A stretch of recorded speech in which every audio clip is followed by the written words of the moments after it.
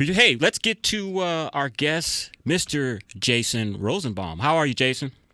I'm doing well, Chris. How are you doing? I'm glad. I'm glad you took a little time out of your schedule of breaking news and sniffing around the underbelly of political life to give us a couple of minutes. Absolutely. I mean, I've basically had most of the week off, so I'm Oh, well okay. rested for your show. So, Excellent, excellent. Hey, earlier before you last hour, we had someone in from the Show Me Institute, and they were discussing this soccer stadium proposal. And I've got a article that you wrote November 29th, which is a few days ago, on the soccer stadium. Give us your insight on it. And we had a question after the Show Me Institute guy, Graham Renz, was asking, how is this $80 million shortfall funded? Is it a sales tax? Is it tax breaks? And I didn't know the answer. well, we don't know yet, and I think that the details of how the public financing of this stadium is going to come about in the next week or so. With the Rams Stadium situation, there wasn't a tax increase involved. It was basically issuing bonds for, I don't know, a few decades that would have been paid off without like a tax increase. That's one of the reasons, from what I remember, they were able to do that without putting it up for a public vote.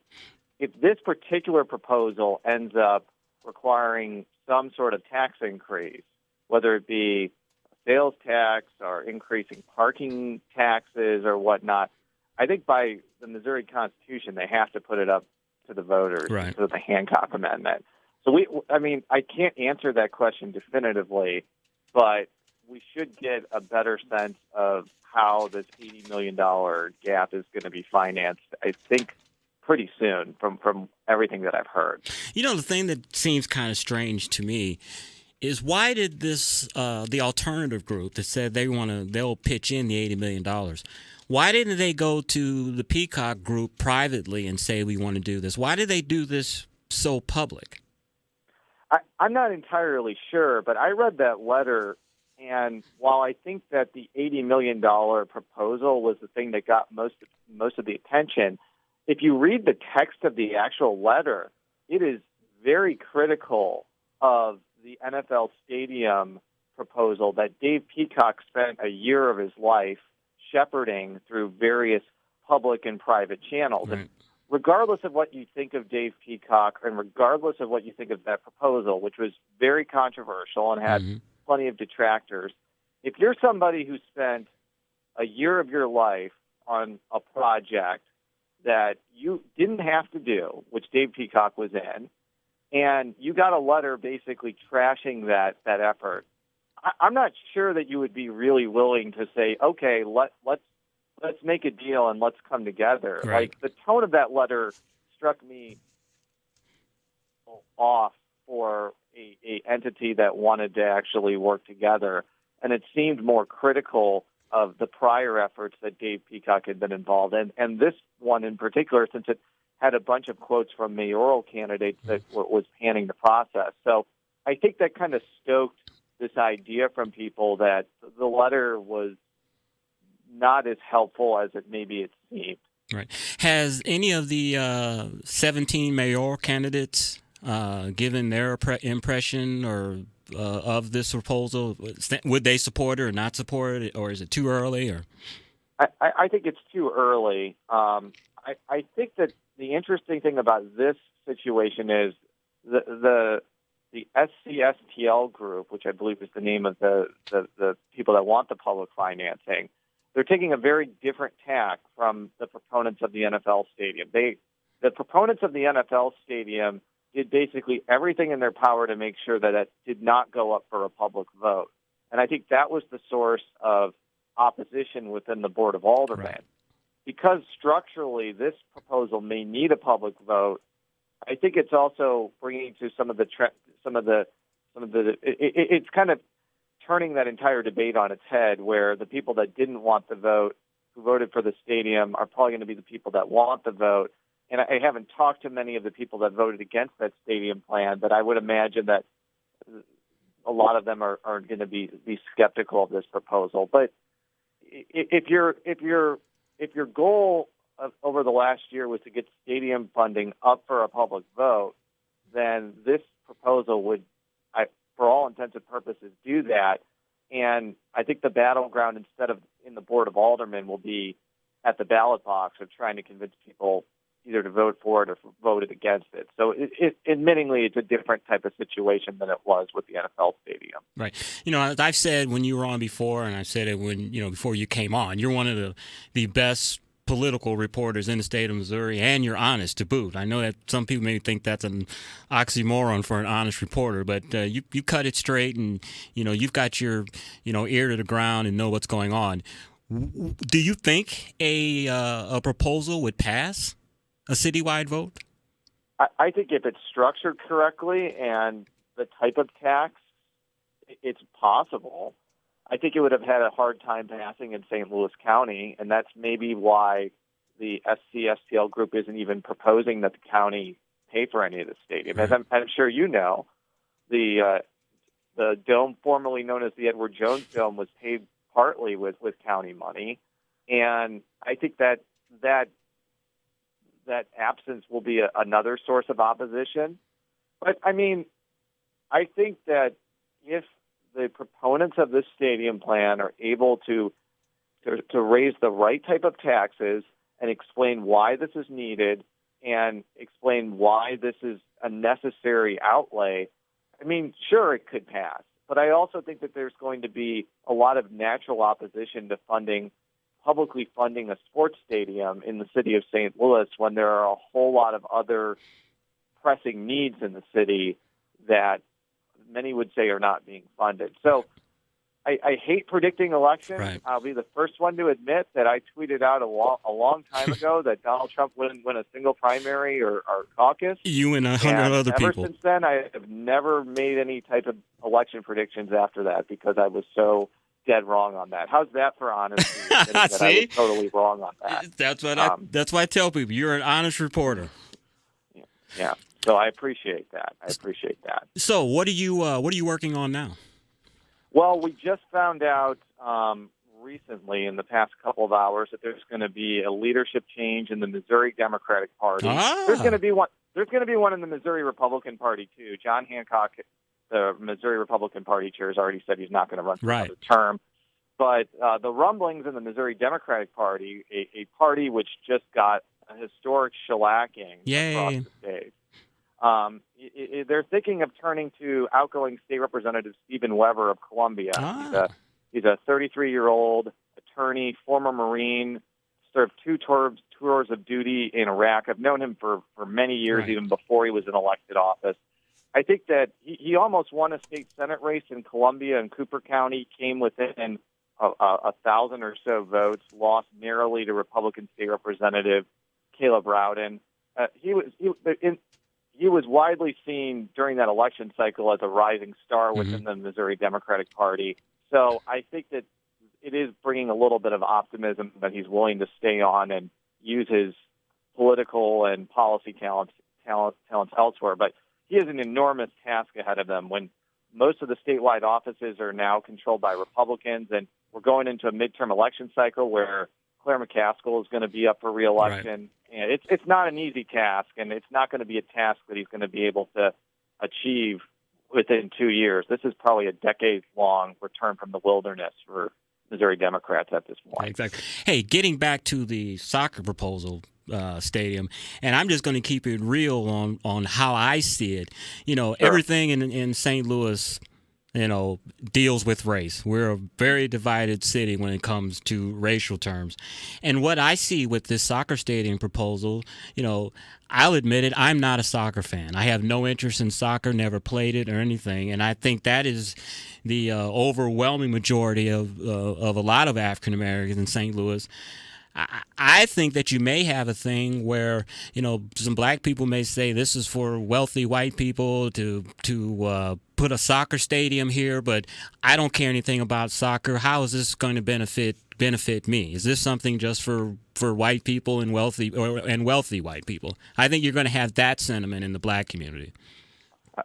I think that's certainly possible. I mean, even with the NFL stadium, and I would say football is popular amongst pretty much all demographics and racial groups. Right. You had a lot of opposition pretty much from all corners because, there was no public vote on that. The financial deal and the way it was structured, a lot of people didn't find it particularly favorable. So you had people from, North St. Louis, South St. Louis, Central St. Louis coming out against it. I'm sure that's possible with this soccer stadium. The same type of opposition may arise. But conversely, there is a long history of popularity in soccer in St. Louis. There is, I think, a pro team over in the county that does particularly well.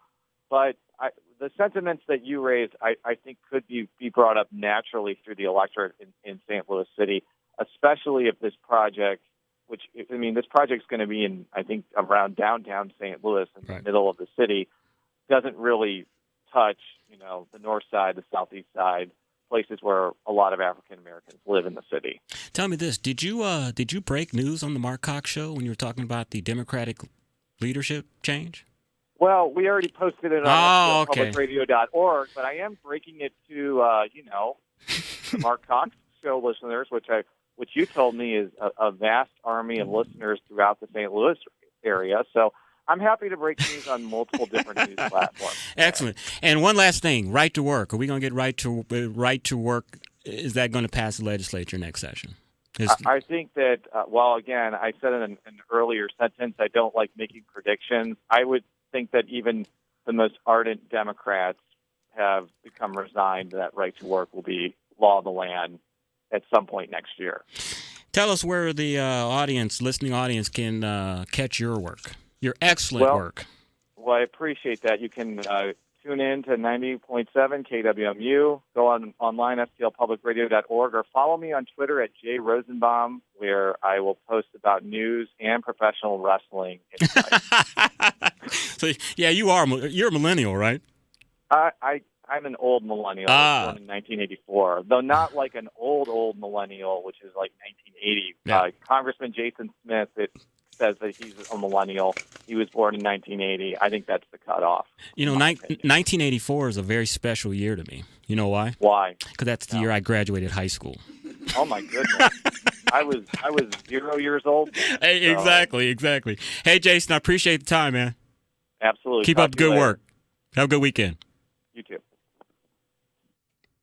Jason Rosenbaum, like I said, he's a good reporter. He shoots it straight. He writes and appears on a very liberal local NPR station, but he keeps it straight down the middle. Our next guest is going to be Chris Howard. He is the assistant of 7th District Councilman Mark Harder.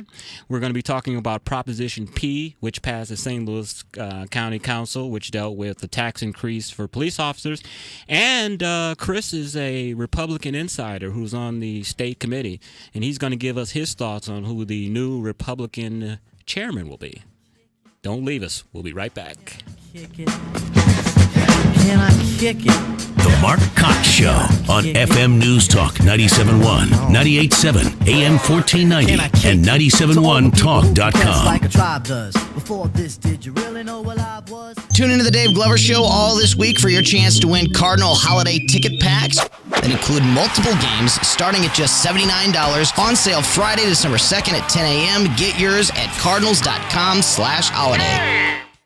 Well, let's face a couple of facts about health care this year. Premiums for 2017 are going up on average around the country, 40 to 60%, making major medical unaffordable for a lot of people around the country. They may fix Obamacare, but we haven't seen it fixed yet. Many doctors these days are also rejecting any insurance plan that's part of the ACA or Obamacare marketplace.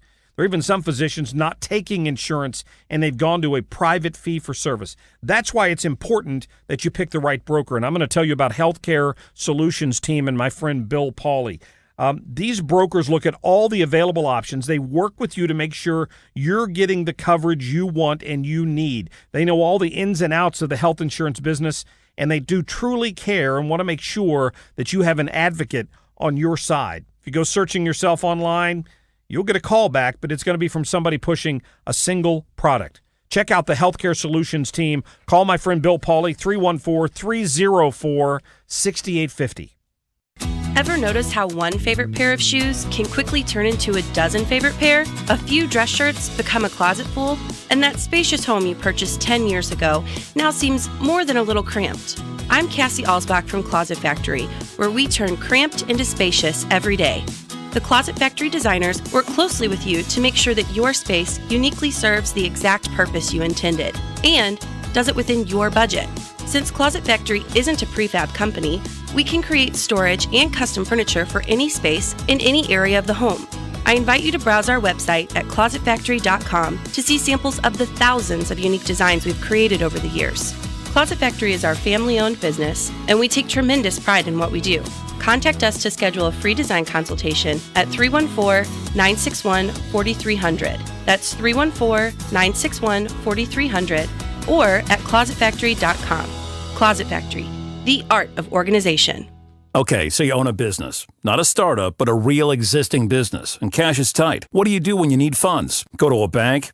Yeah, right. Waste a lot of time, send tons of paperwork, only to find out you need to personally guarantee your home, firstborn, and everything in between. Or you call the Business Funding Group. Yeah, it's fast and simple, with a 95% approval rate for existing businesses and cash for any purpose. Equipment, inventory, expansion, cash flow, payroll. Grab a pen or put this number in your cell phone, but call 1-800-452-1657. That's 1-800-452-1657. When you call, you'll find out how to quickly and easily get the cash you need, up to $1 million with no collateral and no app or upfront fees. And your credit rating is not a factor. Plus, approvals in 12 hours and funds in 2 to 3 days. Call the Business Funding Group today at 1-800-452-1657. This is by far the fastest and best loan available for existing businesses. Don't delay. Call 1-800-452